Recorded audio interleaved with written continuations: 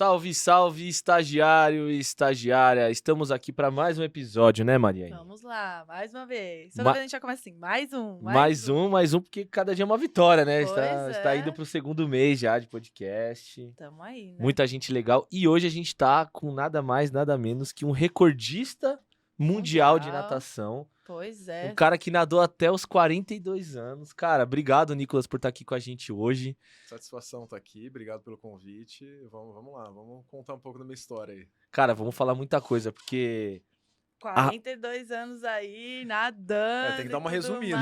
E o shape do cara tá de 21 ainda, tá? Tá bem, velho. Eu não tenho ainda, eu tô treinando. Antes da gente continuar o nosso bate-papo, vamos aquele bom e velho recadinho, né, Mari? Pois é. Que é da Oca 77. Para você que quer ter um podcast ou ainda não tem um podcast, vem aqui na Oca 77. Joga lá no Google Oca 77 ou no Instagram estúdio. Oca 77. Exatamente, vai ter lá um número de WhatsApp para você, o pessoal do atendimento vai dar todo o atendimento devido, vai conversar com você, vai marcar um bate-papo, vai marcar até, sabe o que, Mari? O quê? Um projeto piloto. Que isso? Totalmente gratuito, 0800 para você ver. Pô, eu tenho a ideia, Mas não sabe como tirar do não papel? sei como fazer e eu quero ver isso. Eu Então, amo essa frase. vem aqui na Oca 77, que vai ser um atendimento personalizado, profissionais de competência elevadíssima e os melhores equipamentos do mercado. É né? isso. Bom, Nicolás, começando do fim, cara, por mais que seja redundante, como que tá a sua rotina hoje? Você ficou a vida inteira sendo um atleta de alto rendimento, nadando, e agora você aposentou. Como que tá pra você essa nova fase? Olha, na realidade eu tô aprendendo muito, né? Então eu montei uma plataforma tenho a preparação física, a minha ideia, assim, a médio e longo prazo é ter um hub de longevidade e alta performance, né? Então o primeiro que eu comecei, um dos pilares é o treinamento de força. Eu gosto bastante também, fiz minha vida inteira, além de nadar muito, né? A gente, nadador de velocidade, faz uma preparação física muito intensa, né? E eu entendo tanto que é positivo quando as pessoas pensam em longevidade e também em alta performance. Alta performance não é buscar medalha, só é você viver bem, você chegar em casa num dia depois do trabalho e passear com a sua esposa, correr com seus filhos, isso é longevidade. Você ter independência cada vez mais. E é uma coisa que muitas pessoas negligenciam, né, ao longo da vida, né? Não é... Sim. A partir do momento que você começa a ter um pouco mais de dificuldade, principalmente com a parte neuromuscular, a gente vai dizer, e que você começa a colocar mais atenção, mas não é, né? Isso é um processo ao longo da sua vida, né? E lá na frente você vai colher frutos disso, né? E não depois você começa a ficar um pouco mais com dificuldade de andar, dar um probleminha, sentar, exatamente, né? aí você começa a ir atrás, né? Então, Sim. esse processo do envelhecimento, pensando na longevidade, um termo que a gente fala é health span, né? A gente vai viver mais com mais qualidade de vida, né? Então, um dos pilares é a preparação física, é a atividade física. Eu comecei com ele, depois vem natação, vai ter neurociência, vai ter meditação, vai ter alimentação, nutrição, tem várias coisas dentro do Hub. E como é que funciona? A pessoa paga uma mensalidade? É um aplicativo? Então, a princípio dentro do meu site, né? Tem o programa de preparação física, ele tem 12 meses, dividido em 3 blocos. Tem o performance, o high performance e o ultra performance. Então, para o cara que está começando, ele começa no performance. E o atleta profissional já vai direto para o ultra performance, né? Tem alguns e-books também de mobilidade, ombro, cintura escapular, pélvica, treino de core, tem e-book de sono. À medida que eu vou desenvolvendo isso, vou dando acesso cada vez mais para as pessoas, né? Que acho que minha história é muito interessante, né? 42 anos eu ganhei um campeonato mundial. Então eu entendo exatamente os valores que tem, né? Tudo isso que eu fiz e apliquei ao longo da minha carreira. E como que foi para montar esse programa todo? Foi tudo baseado na sua vivência ou teve outros profissionais também te ajudando? Tem outros profissionais envolvidos, tem educador físico, tem nutricionista, tem uma galera que eu tô fazendo bastante. Sim, sim. E pessoas da minha confiança também, né? E obviamente que tem o meu dedo em tudo ali, que é exatamente o que eu fui entendendo que funcionava ao longo da minha carreira, né? Então eu fui cada vez mais... Hoje em dia a gente tem muita coisa na internet, né? Só que se você souber filtrar, você filtra muito bem, né? E eu vejo que a dificuldade que as pessoas têm exatamente é esse filtro, né? Então cada vez mais que você vai garimpando isso daí na internet, você começa a consumir conteúdos de muita qualidade, né? E de uma forma fácil para as pessoas entenderem isso daí. É basicamente tudo que eu apliquei na minha carreira, eu vou estar disponibilizando agora, né? Então, como eu aposentei, e eu quero muito, principalmente, colher dados de tudo isso que eu estou fazendo, né? Para saber se as pessoas, de fato, estão tendo mais qualidade, estão aplicando também, né? Porque muitas vezes as pessoas compram pela impulsão e acabam não fazendo, né? Mas tenho tido bons retornos agora do pessoal que tem comprado. Ai, da hora. Cara, antes da gente falar desse segredo de longevidade, que é o que todo mundo quer saber, e acho que é importante demais a gente falar disso, fala os números pra galera saber quem é você. Recordista mundial dos 50 metros borboleta em piscina curta, 4 medalhas em mundiais de piscina longa, 3 pratas e 1 bronze. Mais velho a conquistar uma medalha no Mundial de Piscina Longa em 2022 aos 42 anos, cara. Isso é surreal, cara. Loucura. 12 medalhas em mundiais de piscina curta, recordista de 50 metros borboleta em mundiais de piscina curta, segundo nadador brasileiro a completar 50 metros livres abaixo de 22 segundos, segundo brasileiro com mais medalhas em mundiais de piscina curta, após César Cielo, primeiro nadador sul-americano a completar os 50 metros livres abaixo dos 21 segundos, 3 medalhas em Jogos Pan-Americanos e disputa de 2 Jogos Olímpicos. Cara, que currículo, cara! Faltou alguma coisa? Eu participei de 18 campeonatos mundiais, eu ganhei 16. 18. De 18 você ganhou 16. Então os outros aí foi experiência mesmo. Que isso? Foi grande experiência. Tem gente que fica a vida inteira trabalhando por uma, cara. Como é que foi esse com 42 anos, cara? Já tava muito masterizado, assim, pra mim, né? Os 50 borboletas tava tudo muito endereçado, assim, eu sabia exatamente o que eu estava fazendo ali, eu tinha um controle absoluto dessa prova, né, já tô nadando ela desde 2012. Sim. Então até 2012 eu foquei muito nas provas de 50 livre, 100 livre, nadei Olimpíada, nadei Pan-Americana, eu falei, agora eu quero nadar 50 borboleta. E aí, quando eu comecei a focar nessa prova, que é uma prova que não é olímpica, né, não tem nos Jogos Olímpicos, eu falei, já participei de Jogos Olímpicos, eu quero tentar essa prova. Aí eu treinei 6 meses para essa prova e eu ganhei o Mundial. Por muito pouco eu ganhei o Mundial em Istambul. Eu falei, cara, vou colocar energia nessa prova, né? Então, de 2012 até 2022, foram 10 anos, eu foquei nessa prova, né? Então, consegui 4 títulos como campeão mundial e um recorde mundial nessa prova. Você bateu, foi recordista mundial nessa prova também. Mundial atual ainda é. Aí desceu o recorde ainda. Meu Deus. Caraca, cara. Tem muita coisa, né? Quando você bateu o recorde, você tava com quantos anos? Foi em 2018, tava com 38. Foi um pouquinho antes da pandemia. Desde 2018, ninguém bateu ainda. Não, ninguém bateu. É bem difícil. 21,75 é um tempo bem... Aqui no Brasil, ninguém nada pra 21. É muito complicado, né, cara? É bem puxado, é uma prova que é... E aqui a gente tem pouca competição, né? Então a gente tem 2 boas competições no Brasil. Mas lá fora, se você mora na Europa, que você fica totalmente centralizado para competir no mundo inteiro, você compete todo fim de semana, se você quiser. E você fica muito competitivo, assim, né? Então, competir com muita frequência, você fica num estado extremamente competitivo. Aqui no Brasil a gente tem 2. E aí a gente tem que ficar buscando alternativas, né? Então, E viajar pra caramba, viajar pra caramba. Então, antes da pandemia, eu passava 2 meses na Europa competindo, voltava pra cá.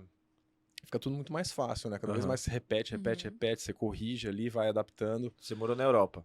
Não. Eu passo porque eu nadava uma competição que chamava ISL, International Swim League, e aí eu tinha um time na Europa que me pagava pra estar lá competindo com eles, aí fiquei morando em hotel lá. Na pandemia, o mundo praticamente parou, né? Parou. E a gente conseguiu participar dessa competição, a gente fez tipo uma bolha mesmo, né? Então a gente ficou numa ilha, fazia teste de Covid a cada 3 dias, para ver se todo mundo tinha. Não teve contaminação de todo mundo que participou.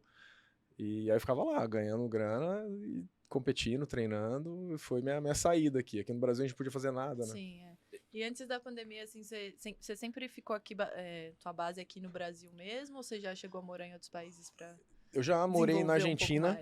Antigamente, Deixa eu pensar quando que foi, 2001, eu fui treinar na Argentina com um cara que chamava José Meolans. Ele era um cara muito bom, ele disputava junto com o Gustavo Borges, Fernando Scherer. Eu não tinha acesso a eles, eu chegava nem a competir ainda com eles.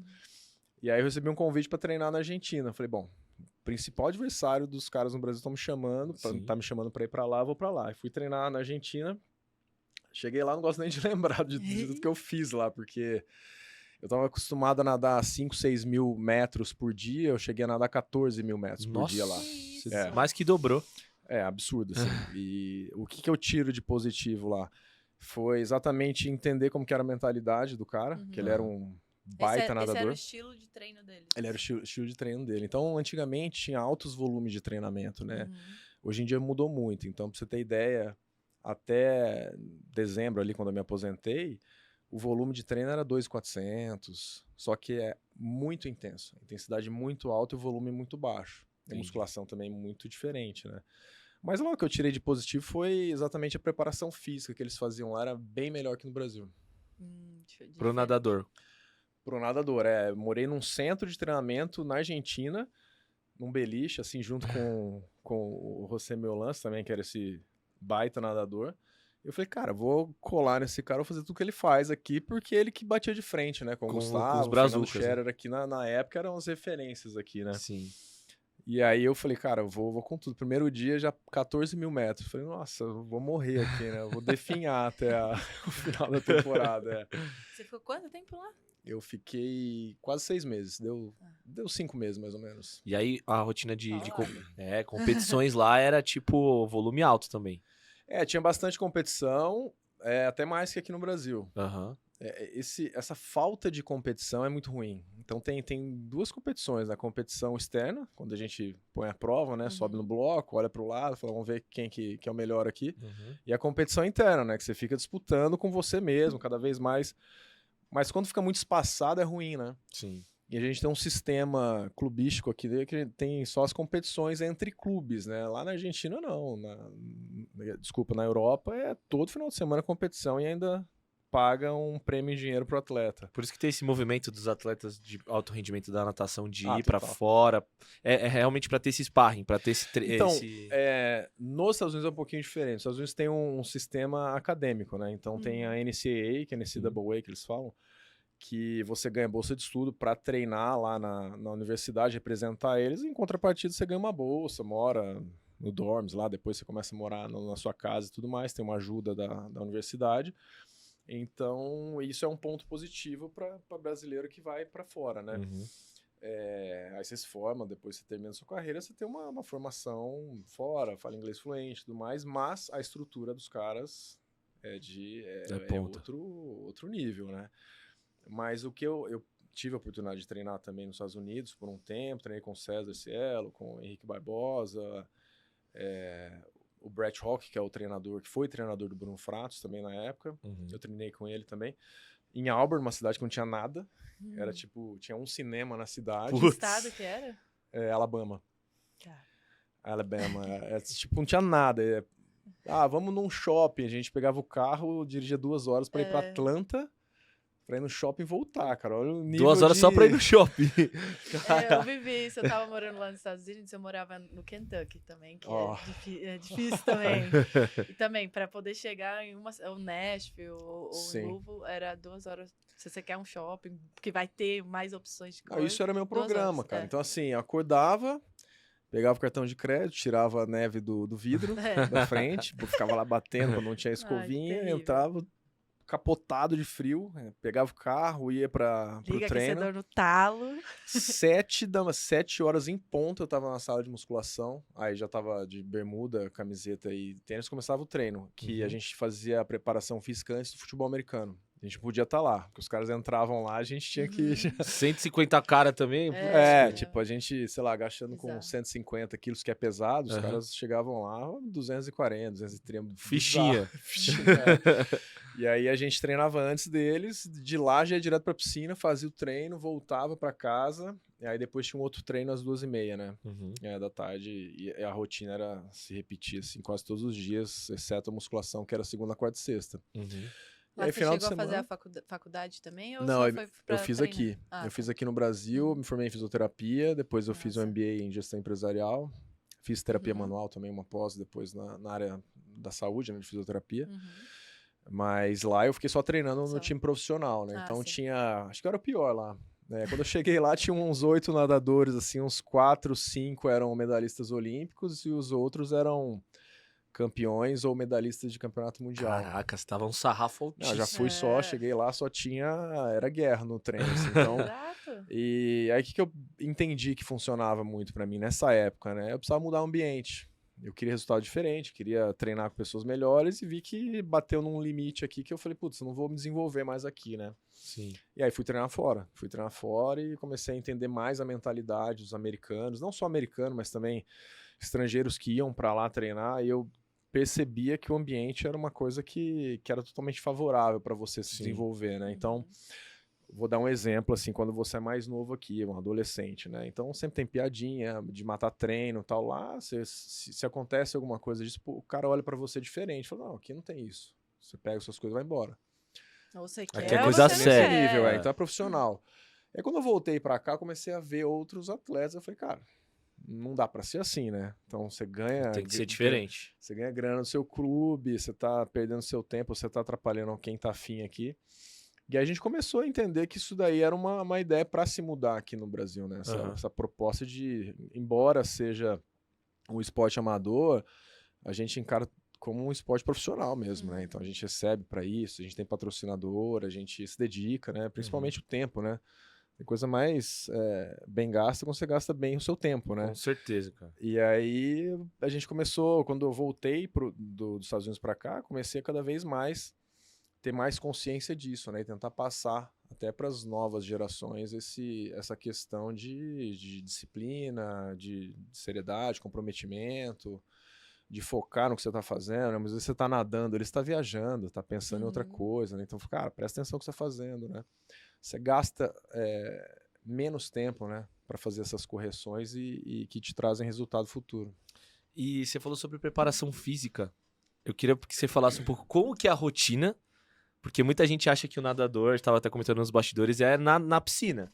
Nadando, desenvolvendo técnica, mas não. Sim. Acho que começa bem antes, né? Então falar um pouco... E as diferenças da preparação física, se lá é realmente mais evoluído, o Brasil também tem uma preparação física legal. Queria que você comentasse um pouco sobre isso, que eu acho importante. Se a gente voltasse no passado, fora do Brasil, a preparação física era muito melhor mesmo, assim, disparado. Eu via que aqui utilizava muito aparelho de musculação, né, tipo fazer um agachamento. E lá é aquela coisa, agachamento livre, supino, supinão mesmo, barra. E eu comecei a entender, como eu me formei em fisioterapia, eu comecei a entender, falei, cara, o que funciona, né? Então uma coisa é você trabalhar um paciente um pós-operatório, então só para questões de saúde mesmo, você fazer isso. Quando você pensa em alta performance, eu via que lá era muito melhor do que aqui. E isso foi mudando, né? Isso foi mudando muito. Mas a preparação física hoje no Brasil eu acho que é muito boa, tem excelentes profissionais aqui no país. Fui sócio também de uma empresa de preparação física, era um B2B, a gente capacitava preparador físico para replicar o conhecimento nos atletas, enfim. E a gente trazia certificações de fora para fazer esses cursos, a gente fazia meeting internacional também, que foi muito interessante. E a partir desse momento você começa a entender e perceber que, de fato, a gente tem uma matéria-prima muito boa aqui, a gente tem muito treinador bom. Só que em muitos momentos eles entram em alguns lugares para trabalhar, eles são limitados a fazer certas coisas. Então eu falo, cara, isso aqui você não faz, isso aqui você faz, e ele recebe direcionamentos dependendo da instituição que ele está. Mas à medida que a gente foi cada vez mais se desenvolvendo, a gente começou a montar grupos independentes, né? Então, por exemplo, eu treinava e apresentava um clube, mas eu tinha meu time e meu staff. E a gente fazia exatamente o que funcionava pra gente. E que acreditava que de fato era melhor, né? Mas voltando na preparação física, a maioria dos nadadores, eles treinam segunda, quarta e sexta. Treinamento de 1h20, 1h30 mais ou menos, treino de força, exemplo, 5 séries de 4 com muito peso, não tem tanta característica de hipertrofia, né? Tem uma certa hipertrofia quando a gente fala em força também, mas não é a característica do treino, não é esse. Mas 3 vezes por semana de força já bem judia pesado, bem do tem assim, tem força explosiva, Sim. tem velocidade, tem, enfim, tem pliometria, tem muita coisa que não é nada isolado, entende? Sim, O tipo sim, de treino. Você não tá fazendo rosca direto. Né? Atleta não faz isso, né? Atleta faz um levantamento de peso olímpico, um agachamento livre, aí faz um medicine ball correndo, salto pra caramba. Aí o volume da semana tem total sentido quando a gente fala nos grupamentos musculares, né? Uhum. Mas, principalmente quem é velocista, treina muito, carrega muito peso. Nossa muito senhora, peso. imagino, cara, eu imagino. Então tem que ser forte, explosivo. A natação é complicada, né? Porque assim, você pega um cara que faz levantamento de peso olímpico, o próprio treino dele já é a modalidade dele, né? Uhum. O nadador ele tem que ser muito forte, muito explosivo, rápido e leve. Olha que loucura. Como que você é uma briga ali, né? Sim. Então, você tem que ficar pesando, controlar. Por exemplo, eu com 92 quilos, eu falo assim, nossa, 100 não vai funcionar. Eu tinha que estar até 90 quilos para conseguir nadar bem. Tem que controlar a alimentação, tirar um pouquinho ali na preparação física. Porque natação é dura, né? Você fica... Tem que boiar ali, músculo pesa. Como você faz? Aí você tem que ficar seco, sem gordura. É uma briga ali, né? É uma briga. Acho que a natação é um esporte que é uma briga com você mesmo o tempo todo. Primeiro, tempo. Tem que bater o tempo, tem que bater o tempo, tem que bater o tempo. Tem essas questões também. E eu queria que você falasse um pouco da rotina, porque você conseguiu ficar até 42 anos com uma rotina extremamente desgastante. Eu ouvi já de nadadores, tipo, cara, com 28 eu já quero parar, eu quero fazer um dinheiro e quero parar. Sim. Realmente você gosta, né? Você ama o esporte. Gosto, sou da área da saúde, sei, né, o valor que tem a prática, né, também. Tudo bem que é alta intensidade, é diferente de falar de uma atividade física. Atividade física você pode passear com seu cachorro, é uma atividade física, né? Treinamento é diferente. Claro. Né? Preparação física, treinamento é um pouco diferente. Mas a rotina, de segunda a sábado eu treinava toda manhã. E na parte da tarde, de segunda e quarta-feira. Então, treinos duplos de água na segunda e quarta-feira. E preparação física segunda, quarta e sexta na parte da manhã. Então, por exemplo, segunda e quarta eu tinha 3 treinos. Que era água de manhã, água à tarde e musculação. E aí quando você é novo, você dá aquela dormida à tarde. Tá? Aí você começa a ficar mais velho, família, filho. Eu tenho filho também. Eu nunca mais dormi, né? Depois que nasceu, acabou. Aí tem essa parte também. Mas aí, à medida que eu fui envelhecendo, eu fui entendendo diversos métodos de treinamento que eu fui testando, validando, isso aqui funciona, isso aqui não funciona, e conversando com os treinadores também. E como eu sou da área da saúde, dá para conversar, né? É diferente chegar um atleta do nada e falar, eu quero fazer esse tipo de treino, mas você não tem base para falar. Eu tinha para negociar com o treinador, falar, acho que funciona esse tipo de série para mim, esse sistema aqui é legal para nadar a prova de 50 borboleta, o que você acha? Então trocava uma ideia ali e meio que desenvolvi o que funcionava para mim. Certo. E aí foi modificando, né? Então lá atrás, quando eu nadava 14 mil, em dezembro agora de 2022, eu cheguei a nadar 1.900 metros por dia. É bem diferente, mas altamente intenso também. Se desenvolveu, né? De 2001 pra cá. Total, muita água rolou. Literalmente. Então, eu tive uma base muito boa, assim, né? Então, hoje eu entendo que nadar, um cara que é velocista, nadar esse volume não é necessário, mas assim, foi uma construção, né? Ao longo da minha carreira, maturidade, parte de fisiologia mesmo do meu corpo, entendendo o que funcionava, o que não funcionava. Eu não acredito muito em treino de 500, 600 metros. O pessoal vem de treino, 600 metros por dia, gaste 15, 20 minutos do seu dia. Não funciona, mesmo para a saúde, que não serve para muita coisa, comparando com uma pessoa que é sedentária, óbvio que faz sentido, né? Até os estudos comprovam isso. Comparando uma pessoa que é sedentária e uma pessoa que faz 10 minutos de treino por dia, o ganho é muito bom. Se você compara de 10 para 20, não é tão bom em comparação com o sedentário que o cara que treina 10. Sim. Mas quando a gente fala em treinamento, é muito individual, né? Então, algumas coisas funcionam para mim, não funcionam para você. Sim. E a partir do momento que eu fui ficando mais velho, eu comecei a treinar de forma individual, né? Então, um treino específico para mim. Então, é um treino do grupo de 40 nadadores. E é diferente, porque as suas características, né? Total, Então, quando você pensa em um treino coletivo, assim, de nadadores, sei lá, tem 20 nadadores lá, 3 vão se dar bem. Aí o resto falou, sinto muito, é isso, entendeu? Aí à medida que você começa a ganhar uns resultados, começar a ficar melhor, você começa a falar, bom, agora eu tenho o meu treinador, eu tenho o meu staff, eu tenho o meu time, você começa a ganhar um pouco mais, começa a pagar a estrutura. Sim.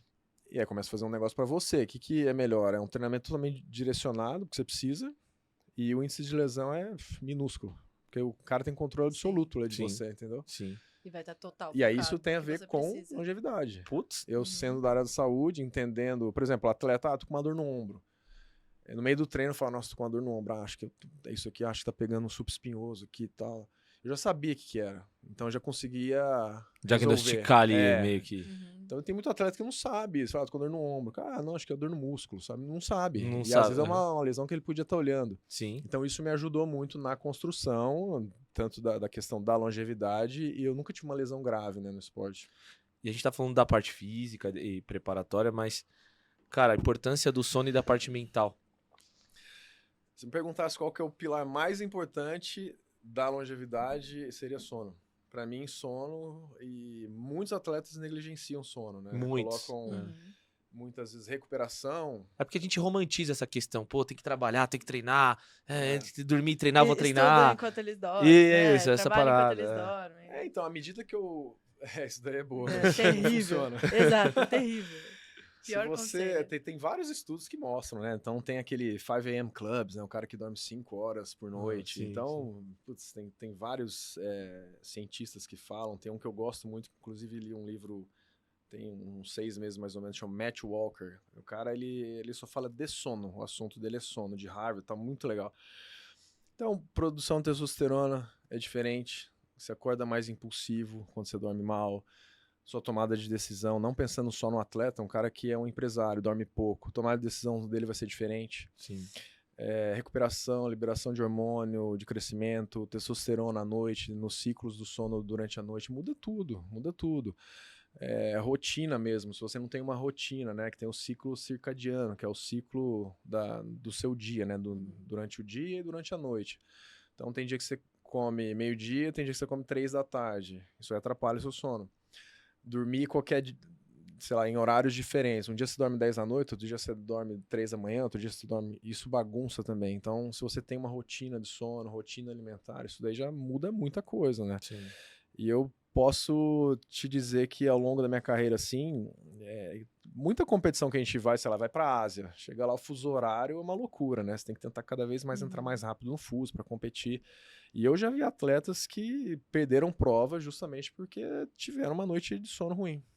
Que não dormiu bem. Não dormiu bem, então você joga uma temporada fora. E não colocam tanta importância nisso, né? Então negligencia isso e acha que recuperação tem a ver com suplementação, muitas vezes. E é uma idiotice pensar isso, né? Sim. O Phelps, ele tem uma história muito legal, assim, de superação e tal, e bate muito nessa questão mental. Né? Ele teve vários problemas em relação ao alcoolismo e tudo mais, e batendo recordes e recordes. A natação é um esporte violento pro mental? Esporte competitivo, de forma geral, ele assim, não digo violento, mas ele te cobra absurdo, né? Depende da personalidade, como o cara encara isso, né? Do tipo de mentalidade que ele desenvolve ali. Então eu poderia dizer assim, nunca ganhei uma medalha em uma Olimpíada, vou parar de nadar. Mas ganhei muitas outras coisas. Dinheiro, ganhei medalha em campeonato mundial, feitos, por exemplo, eu fui o primeiro a nadar para 20 na América do Sul. Cara, ninguém chegava perto do 20, ninguém falava que seria capaz. Eu fiz 20, depois disso todo mundo começou a fazer 20. Então você quebra certos paradigmas através do mental também, Sim. né? Obviamente que não é tudo, né? Não adianta o cara ter um mental e não treinar, né? Eu sempre falo que assim, o que não é negociável, treinar para atleta, treinar e malhar, isso não é negociável. Tem que fazer. Cara, isso é básico pra você ser um atleta. E tem gente que ainda vacila com isso, não treina direito. Aí chega na competição, olha e fala, puta, cara, tipo, não precisa nem falar, né, cara? Não tem essa, né? Só o talento não vai resolver. Você não vai pra aula, cara. Tipo, né? Não tem o que falar. Sim. Aí a parte mental, que é uma coisa que eu fui cada vez mais pesquisando, estudando, me desenvolvendo, eu percebi que era importante. E não se fala aqui, né? Então, nos Estados Unidos, esse treinador que eu treinei lá, que é o Brett Hawk, então, além de ele ser treinador, ele é formado em psicologia do esporte. Cara, o cara chegava a falar com você chegava atrás do bloco grandão, assim, você fala, cara, eu vou ganhar de todo mundo aqui, porque ele colocava isso na sua cabeça, fazia você acreditar que você era o melhor ali, mesmo não sendo. Então eu comecei a cada vez mais desenvolver, começar a prestar atenção, principalmente essa questão do ambiente, como que os atletas reagem em certas situações. Então ter esse controle de manter a calma em ambientes caóticos, é isso que eu consegui desenvolver. Então, chegar no estádio lotado, todo escuro, você entrar um holofote na sua cara, você subir no bloco na raia 4, primeiro tempo do mundo, recordista mundial, deixa eu ver o que ele vai fazer. A imprensa em cima de mim. Você tá à prova a todo Tem momento. gente que não aguenta. Cara, e é isso. Aí ou vai se desenvolver, vai atrás, sei lá, fazer uma terapia, meditação. Eu gosto muito de mindfulness, gosto pra caramba. Já fiz meditação, já fiz yoga, já fiz de tudo que você imaginar pra ter esse certo controle, né? E tem muitos atletas que acham que é balela. Mas não é zen, não é nada zen, eu sou zero zen. A ciência mostra isso. Então, minimamente você estudar e for atrás, você vai ver que funciona o negócio. Sim. Então, acho que essa parte acadêmica, né? Hoje em dia eu vejo as novas gerações falam muito que estudar essa besteira, vou ganhar no digital, no YouTube e tal. Legal. Mas essa base que eu tive, puta, me ajudou absurdo, assim, né? Eu sou de outra geração também, né? E essa parte da mentalidade também, quanto isso te influenciou, talvez te ajudou também na decisão de continuar nadando? Olha, primeiro porque eu tava competitivo e tava ganhando medalha também. Sei lá, se eu tivesse tido uma lesão grave, eu já teria parado. Se eu tivesse nadando muito, muito mal por anos, eu teria parado. Mas eu tava no game ali, tava competindo, ganhava em segundo, ficava em terceiro, ganhava mundial. Eu falei, pô, tô... E à medida que isso vai acontecendo, você vai fechando contratos e tudo mais.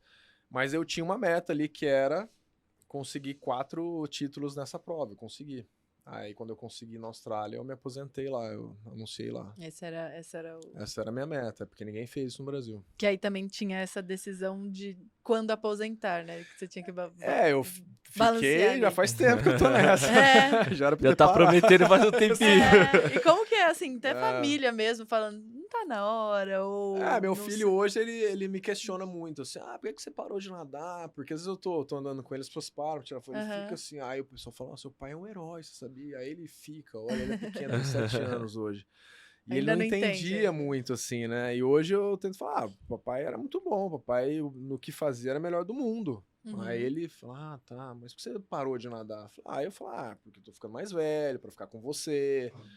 E tem uma questão que eu costumo falar em palestras que eu faço, é assim, é difícil a gente saber até onde a gente pode ir, né? Então, eu não queria parar com uma lesão grave, ou então, putz, no meu corpo, isso eu não tenho controle. O que eu faço, como eu me alimento, o tipo de treino que eu faço, como eu encaro essas situações, eu tenho muito controle.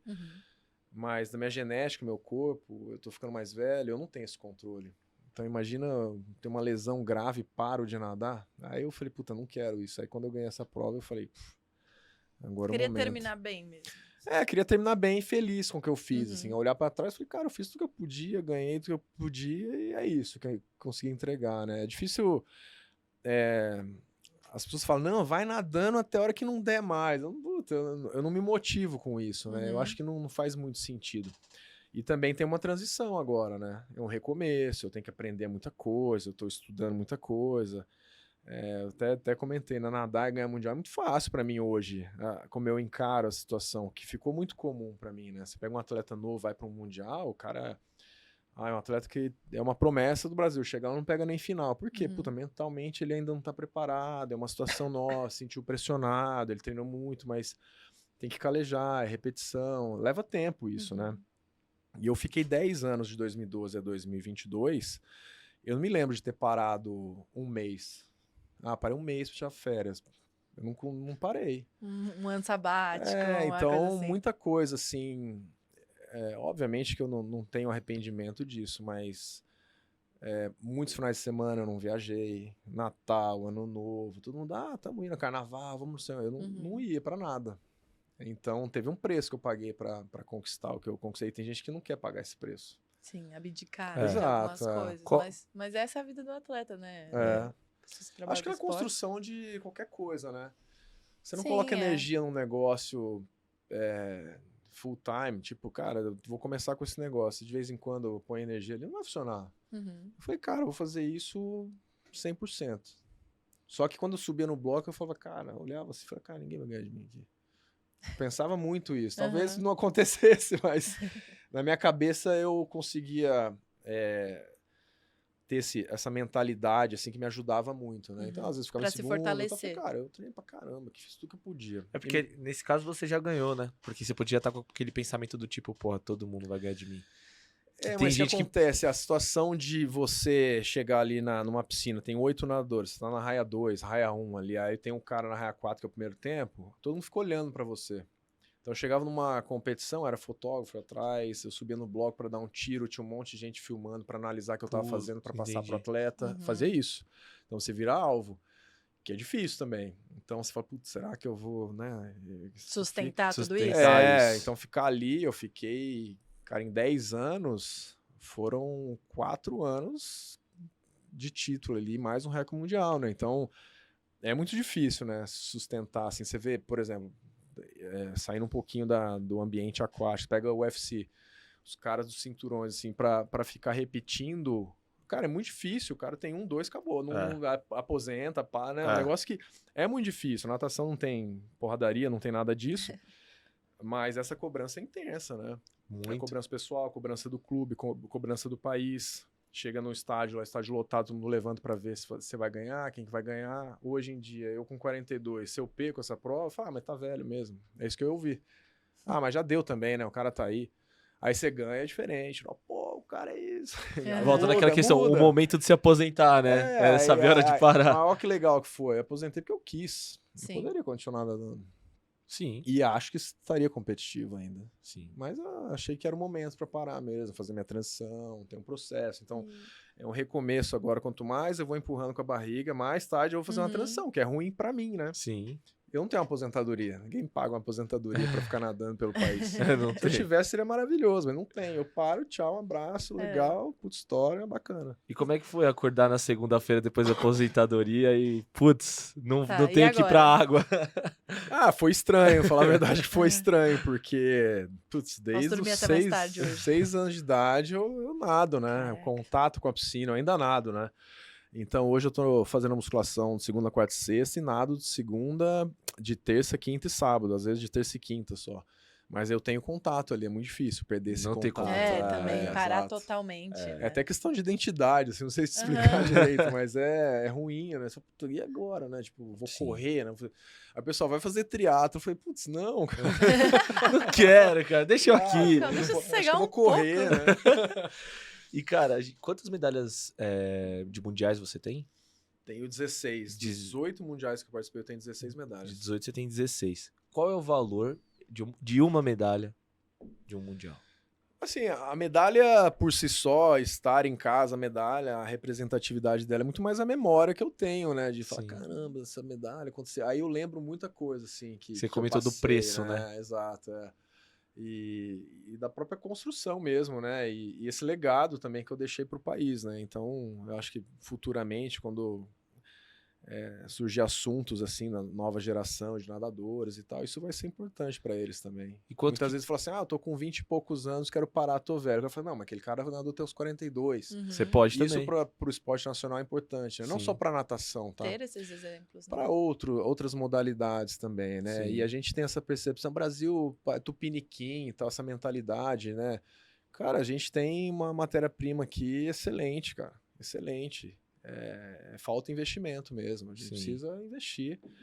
E é muito comum a gente ver atletas que estão treinando aqui, não tem apoio, não tem nada, vai para fora e dá uns baita resultados, o cara se forma lá, volta pro Brasil, enfim. Mas eu acho que o mais importante é a estrutura e investimento. É a base para desenvolver demais a natação. E não tem uma renovação. Então, por exemplo, se eu ficar nadando mais uns 2, 3 anos, não ia aparecer ninguém para disputar comigo aqui. Já, por exemplo, eu nadei aposentado, eu fui pro México depois de 4 meses, nadei lá. Não aguenta. Mas assim, teve tipo um festival, assim, muito legal, aliás, tinha mais de 1.000 crianças lá, foi super legal. Então era uma competição das estrelas, assim, aí foram 3 nadadores que eram top, que estavam nadando o campeonato mundial comigo. E a gente faz uma apresentação, mas ninguém quer perder lá, entende? Sim, claro. Pelo amor de Deus, o cara... Aí os caras se aquecendo, fazendo flexão. Falei, putz, cara, eu aposentado aqui. Aí eu nadei pra 23,40 na longa, só pra vocês terem ideia, eu tenho 22,60 na longa. Normalmente eu nado 22,7, eu nadei pra 23,40 e ganhei. Os caras, porra, o cara aposentou e ganha. Então, assim, eu sei que se eu treinar e continuar colocando energia no que eu faço, eu consigo estar competitivo. Mas o trade-off não vale mais pra mim. Então, tudo que eu perco, entendeu? Não é a competição, é todo o processo pra eu chegar lá bem. É uma dedicação absurda. Isso que eu ia falar, quanto custa uma medalha? Exato. De você, de tempo, de dinheiro, Sim, de família. Tudo, né? Que as pessoas não veem, elas veem as Olimpíadas no Brasil, né? Vê as Sim. Olimpíadas e, pô, se você não ganhou, você é só mais um. Se você Sim. ganhou, ótimo, bacana, valeu, legal, parabéns. Isso acontece muito, né? Aqui as pessoas valorizam muito também o futebol, né? Eu até fui dar uma palestra, né, em um colégio aqui em São Paulo. E aí um dos professores que ama a natação falou, pô, foi uma briga para te trazer aqui e tal, porque ninguém te conhecia. Então, assim, no ambiente aquático, muitas pessoas me conhecem, né? Você pega o futebol, um cara que tá começando a jogar, todo mundo conhece, é diferente. E aí tem empresa envolvida, patrocinadores, né? Então, é uma modalidade que não é tão valorizada aqui no país, embora tem muitos praticantes de natação, né? E o que você acha que pode ser, além, obviamente, do óbvio, né? De estrutura, né? Investimento. O que pode rolar para o Brasil ter mais... Por exemplo, você comentou que são só 2 campeonatos que são realmente mais fortes, assim, né? Mais competitivos. Para ter mais opções para vocês, né? Para os atletas, enfim... estarem um pouco mais equiparados aí com a galera da Europa ou Estados Unidos? Eu investiria em base, tipo, pessoal mais novo mesmo, aumentar praticantes de natação, principalmente quando eles são bem novinhos. A gente não tem tanto, né? Então a renovação é muito baixa, muito baixa. E também falta de estrutura, né? Se você pensar piscinas públicas que a gente tem aqui, onde você conseguiria nadar em uma piscina pública? No SESI, talvez, um valor mais baixo para nadar, mas não tem. Então, é esporte, você vai numa academia aqui que você paga R$600 pra você nadar. É democrático? Não. Você correr, por exemplo, em um tênis, vai no Parque Ibirapuera, corre, pô, bem mais democrático, né? Então, o incentivo é muito pequeno. Você vai nos Estados Unidos, toda esquina quase tem uma piscina. Você vai lá, se você não é residente... você paga $2, $5, você usa a piscina. Estrutura boa. Então, eles têm acesso. E tem também um incentivo, principalmente na parte dos pais, que lá nos Estados Unidos começam a incentivar os filhos desde cedo ao esporte, porque já começa a direcionar eles para eles pagarem a faculdade dele através da bolsa de estudo, competindo pela universidade. Então, eles já têm essa mentalidade. Aqui não tem essa troca, né? Então tem dois times aqui que tem universidade, que investem na natação, mas a grande maioria não, são clubes, né? Clubes sociais e tal. E talvez também por ser um esporte que tradicional... Vamos lá, você saiu bem fora da curva, né? Indo nadar até 42 anos. Mas tradicionalmente também é um esporte que as pessoas param, né? Principalmente no alto rendimento, cedo, né? De certa forma. Então, tem que ver esse balanço aí da base para realmente fortalecer, né? Para quando chegar nessa hora das competições maiores, de Olimpíadas, enfim, ter uma coisa muito mais estruturada também, porque é rápido, né? Sim. Querendo ou não, é rápido para essas pessoas que estão passando por esses ciclos, né? Então, eu passei um pouco por isso, né? Quando eu tava eu me formei em fisioterapia, eu falei, putz, o que eu vou fazer agora, né? Eu falei, eu queria montar uma clínica. Eu falei, cara, eu vou fazer um MBA em gestão empresarial, que eu não tinha base nenhuma de administração, de gestão. Eu falei, vou fazer um MBA. Fiz um MBA. E eu falei, cara, na verdade, quando eu tava fazendo a faculdade de físio, tava na UTI, né, atendendo um paciente, eu falei, cara, mas eu quero fazer o que o médico tá fazendo, não o que eu tô fazendo. E aí eu queria fazer medicina. Eu falei, mas se eu for pra medicina, eu vou ter que parar de nadar. E foi um momento que eu tava indo pra Olimpíada, em Pequim, nadei, comecei a fechar uns contratos. Eu falei, putz, mas eu gosto disso, né? Eu coloquei energia total nisso e minha carreira deslanchou ali. E muitos atletas têm essa indecisão, né? Falei, o que eu vou fazer? Acabei de me formar, vou trabalhar, ganhar dinheiro, enfim. Então tem esse ponto de inversão, assim. Você falou, cara, vou ganhar dinheiro pra cá ou venho pra cá? Mas eu tava me desenvolvendo e nadando muito bem também e ganhando dinheiro também. Não foi algo que talvez se eu não estivesse ganhando nada, eu teria parado lá atrás também. Pode ter, né? É investimento, não tem jeito, né? Investimento... Eu gastei bastante dinheiro na minha carreira também investindo em mim. Você tem um cálculo, cara? Não. Vamos assim por cima? Não tem um cálculo assim, mas é um investimento alto. Que natação é um esporte caro, né? suplementação é um negócio super caro. Sim. Os trajes Mas, também. os trajes, na verdade, eu tenho patrocínio, né, da Speedo, mas até certa idade você não tem, né? Então é o seu pai que banca ali, ou você ganha, sei lá atrás, você ganha R$1.000, você torra isso para comprar suplemento. Então é um processo... E se a gente colocar aí 100% dos atletas, sei lá, 2% dos nadadores, eles conseguem uma renda alta, assim, né, em comparação com a média. No Brasil dá pra viver de natação, quem não tem patrocínio? Quem não tem? Não dá. De forma alguma. O cara tem que... Patrocínio assim, se fosse um clube patrocinando ele, né, investindo nele mês a mês, ele consegue. Mas com família, igual eu fiquei, é porque eu tava nadando, tava com um time na Europa, competindo aqui. Você tinha um salário. Ganha mundial, tem prêmio em dinheiro em campeonatos mundiais. Então eu entrei para um hall de atletas assim que eu era convidado para ir para as competições e eu já ganhava. Então, para ir para a competição, eu ganhava para participar da competição. Tinha tudo que eu tinha que fazer lá, né, com a imprensa, coletiva, dar palestra, fazer algumas coisas, mas já ia recebendo, era um pouco diferente, né? Certeza. E a nossa moeda, como não vale nada, quando eu ia pra fora era doleta, linda. era as doletas. Beleza, né? Os euros. Voltava lindo pro Brasil. E, cara, a gente falou sobre estrutura de competição no Brasil. Pra você, qual seria o sistema ideal, se tem algum sistema ideal, pra ter mais essa continuidade, essa rotatividade de competição? Muita gente fala, pô, fazer igual Fórmula 1 por etapas, etapa na Bahia, tal, não sei o quê. Para você, qual que seria uma possível solução, ou pelo menos um caminho para melhorar isso no Brasil? Acho que para desenvolver mais a natação, precisava aumentar investimento na base, mais praticantes de natação, porque normalmente começa, é bem comum assim, um pai colocar um filho na natação, forma lúdica tal, para ter independência, né? O cara se virar e não afogar. É isso, cara, se virou até os 16 anos, ele entendeu aqui, tchau, agora vai estudar.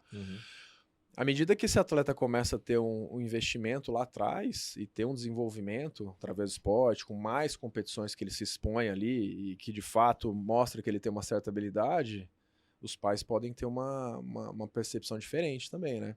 E a gente não tem tantos clubes, né? A gente coloca nos dedos aqui os clubes que a gente tem no país.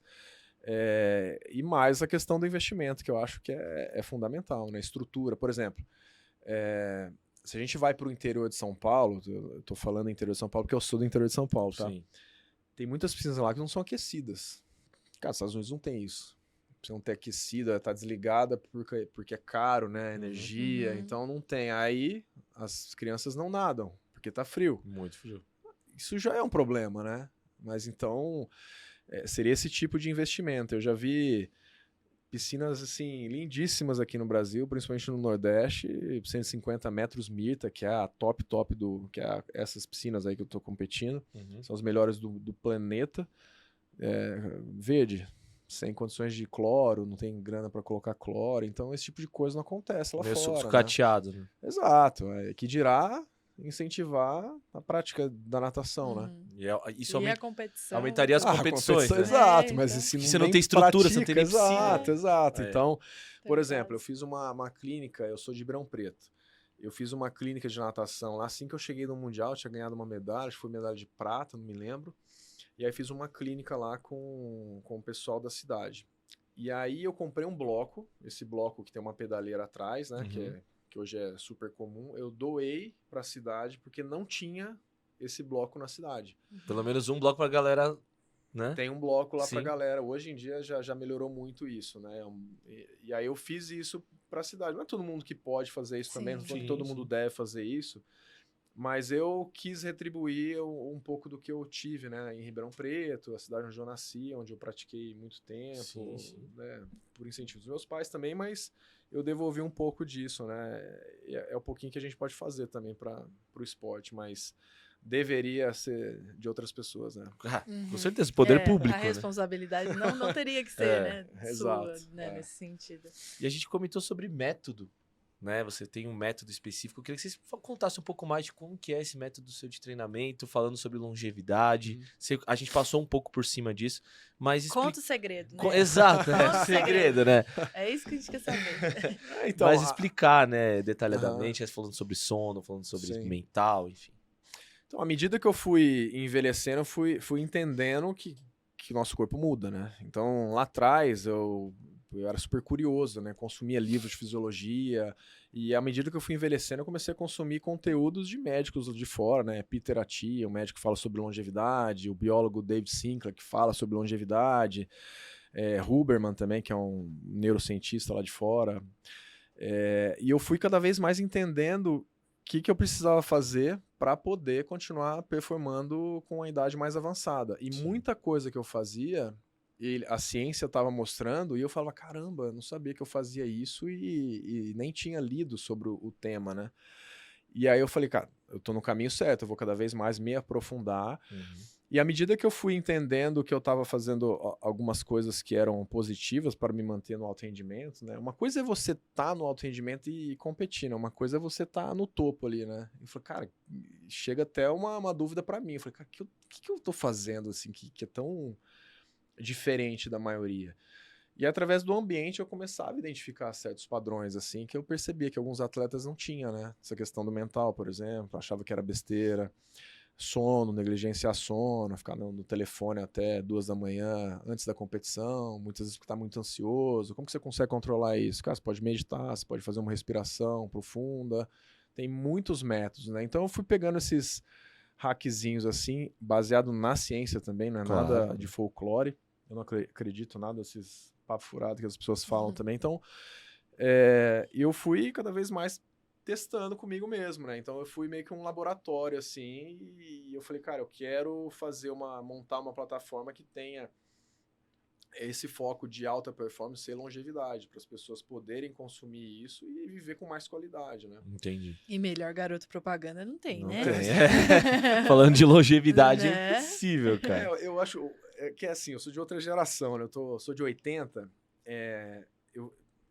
como eu tô montando essas coisas, eu falo muito com marketing para tentar entender e tal, e muitas vezes a gente começa a ver outras pessoas falando, não, que ele tá construindo autoridade para começar a fazer uma... Eu falei, cara, mas assim, o cara tá construindo um negócio, mas ele nunca fez... Aí é confuso para mim, sabe?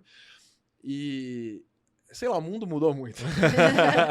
O mundo tá muito doido, mas o que é interessante é que eu tive contato com muitos treinadores também, PhDs do mundo inteiro, como eu tive essa empresa. E aí eu falava com o treinador de força, treinador de mudança de direção, treinador... Falei, o que funciona? Isso aqui? Por que você faz isso? E eu fui cada vez mais montando o que funcionava para mim. Entendi. E aí eu falei, bom, eu vou montar uma preparação física, e foi o que eu fiz. Montei a preparação física para pessoa que está começando, que busca qualidade de vida, um cara que é intermediário, quer aumentar a força dele, aí um cara que é atleta profissional, que quer força explosiva, quer competir, alto rendimento, buscar medalha, treinar para a Olimpíada. Aí eu montei 3 blocos de programas de 16 semanas, que foi o primeiro nível da minha pirâmide ali, né? O próximo agora é a natação. Eu falei, esse método ele é focado só para um atleta que queria ir para natação? Não, ou é geral, geral. mesmo, As pessoas geral. Eu sou conhecido na natação, Sim, né? O que a gente tem... Qual que é o nome da plataforma? Acho que eu vou nem falar. É o meu nome, nicolasantos.com.br. nicolasantos.com.br. É nicolasantos.com.br.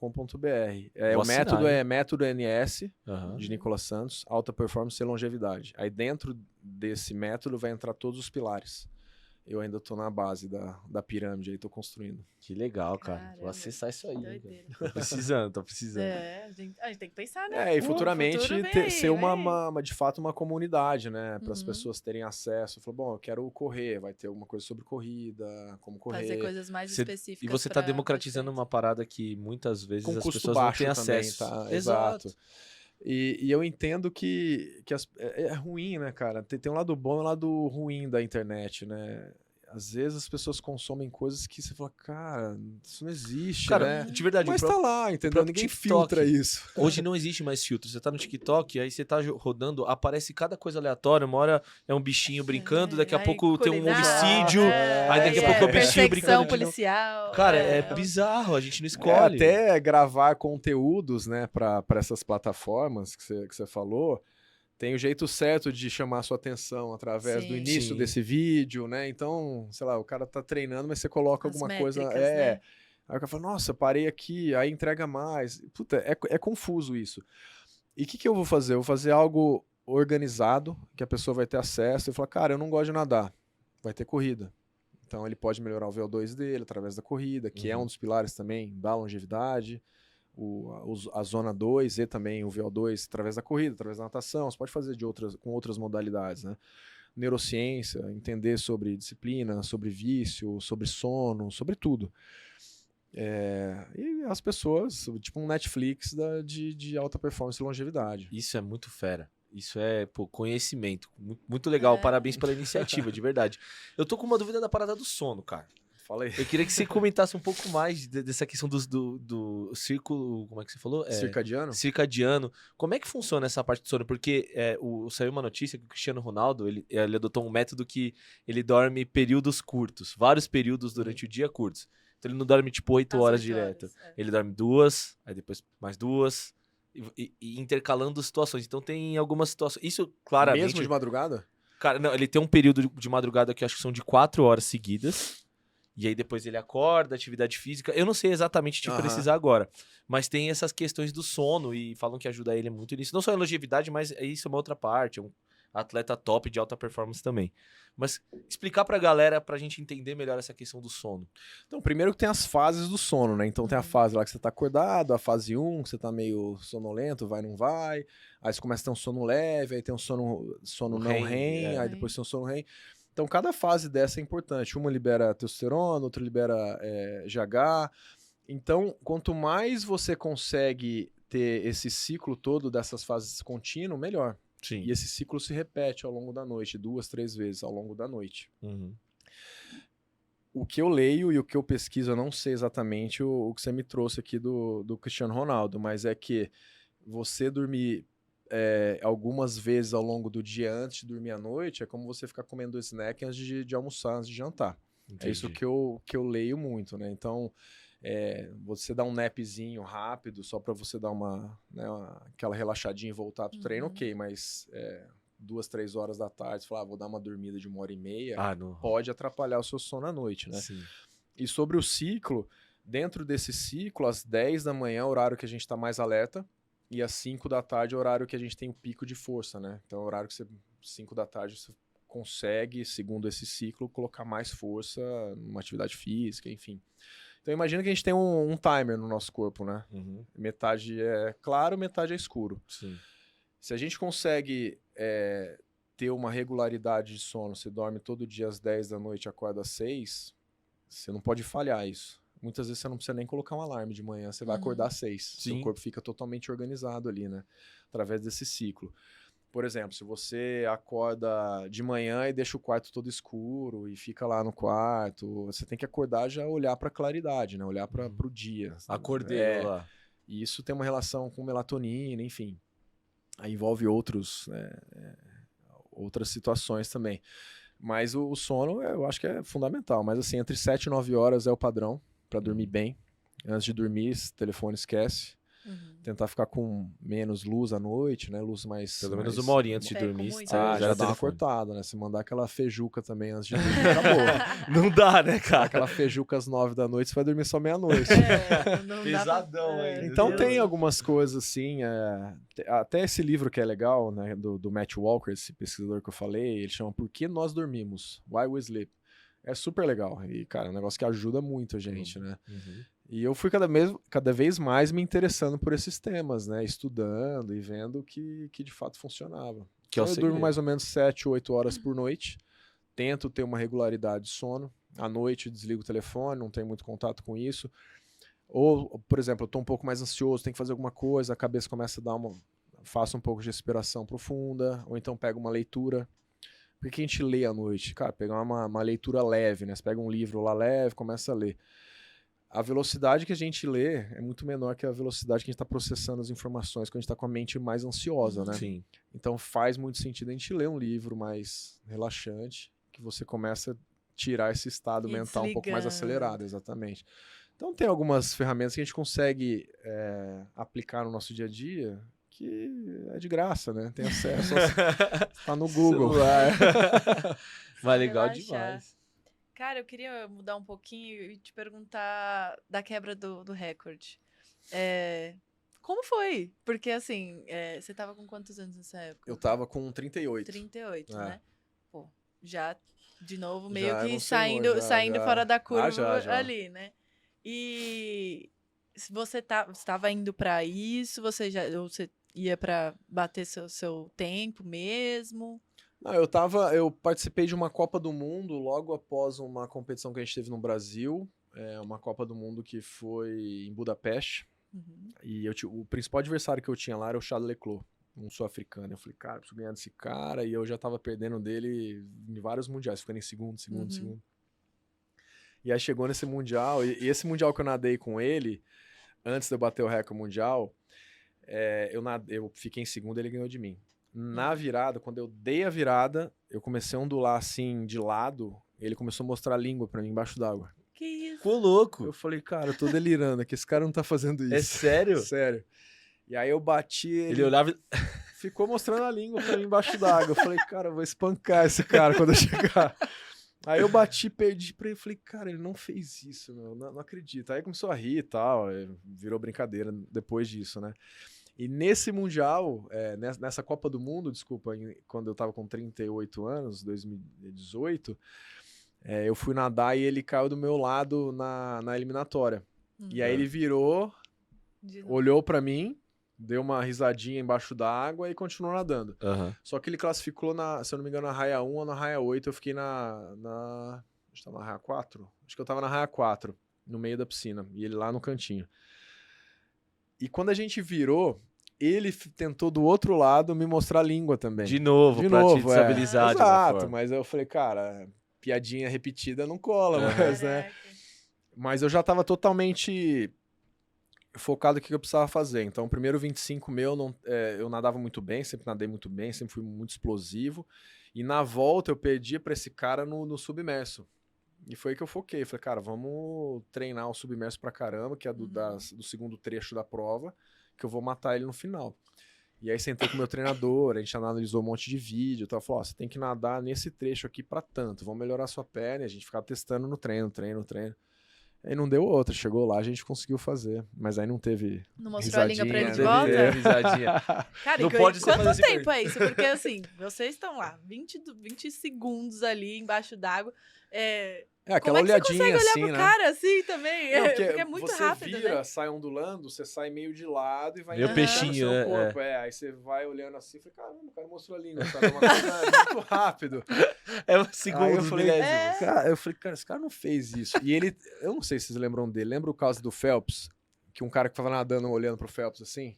Lembro, sim. Aí ele falou assim, em vez de cuidar do dele, foi cuidar do outro e perdeu pro Phelps, né? É esse cara. Então ele já é um figuraça já. Aí depois que eu fiz isso, nunca mais ele fez. Aí eu ganhei dele, claro. aí nunca mais perdi também. Ganhou, então foi um bateu processo. o recorde ainda. Pô, Em calou Doha- a boca de todos os jeitos. Em Doha, 2014, eu fiquei em segundo. Eu ganhei dele em 2012, Istambul, ele ficou em segundo, se eu não me engano. 2014 eu fiquei em segundo, ele ganhou. Então aí foi uma dança das cadeiras ali. Aí depois de 2018 pra frente, eu falei, agora tchau. Chega, né? Chega, já deu. E a sensação depois de ver o tempo, quando você sabe, né? Finalmente levanta, olha e bate. Então, que é a primeira coisa que vem na cabeça? O recorde era 21,81 de um alemão. E eu falei, 75, cara, né? 75. Aí eu falei, cara, esse recorde é muito puxado. Tipo, fazia tiro no treino, tinha que nadar pra 9, aí a virada dá uns 0,6, 0,7, que é o tempo que a gente bate na parede e vira e põe o pé. Então esse tempo que a gente tem que calcular. Eu tava fazendo 0,8, aí eu não precisava melhorar, tem que fazer 0,6. Então é uma briga de número ali mesmo, né? Sim. Então a natação hoje, por conta da tecnologia mesmo, é métrica ali o tempo todo. Você tem que nadar a cada 5 metros, tem que ser isso, número de braçada, é tudo controlado ali. Então quando a gente olha, assim, parece uma loucura, todo mundo rodando o braço, né? Alguns rodam o braço, de fato, mas é tudo muito controlado ali, né? Eu sabia exatamente o que eu tinha que fazer. E nessa competição eu consegui um tempo que eu só consegui fazer 21,78 depois. Eu não consegui chegar perto dele de novo. Bater de novo. É muito difícil, né? É muito difícil. Eu fiz 21,78 3 vezes. Caramba. Aliás, esse mundial que eu ganhei, o último que eu parei, foi 78. Também, 78 cravadinho. Você ainda mantém esse recorde? Sim, desde 2018. E, cara, quantos países nessa jornada louca pela natação, cara? Mas eu acho que Mais de 40 países eu viajei. 40 países. Viajei muito. E tem alguma história legal que você passou em algum país assim, bacana? Diferente. Porque Assim, tem países muito diferentes uns dos outros, tem. né? Eu posso dizer os que eu mais gostei, assim, né? Aham.